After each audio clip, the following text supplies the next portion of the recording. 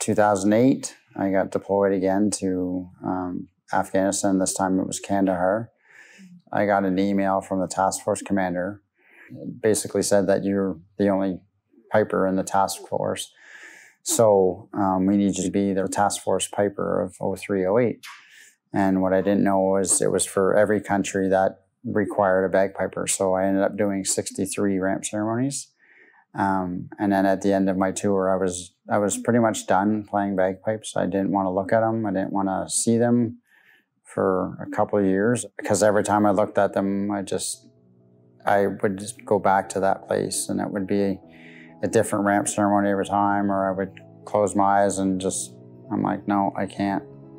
So I had them on Kijiji. I was going to sell them.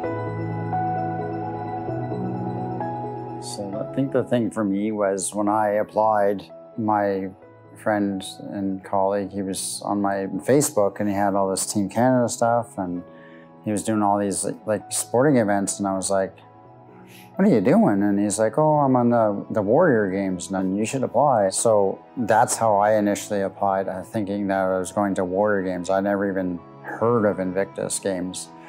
But my moment was, we were at the Canada House and I was playing my bagpipes. They had approached us asking us if we could stick around. Just don't say anything because, you know, Prince Harry is going to be here, and it happened to be his birthday.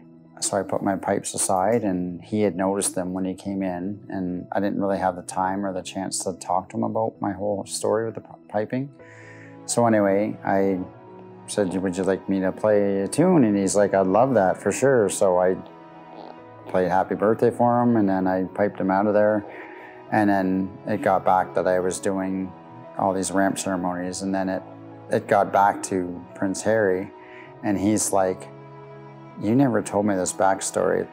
And then the closing ceremonies came up and I was coming off the stage, and one of the members from the True Patriot Love, she said, just to let you know, just Prince Harry's probably going to mention your name in his closing speech.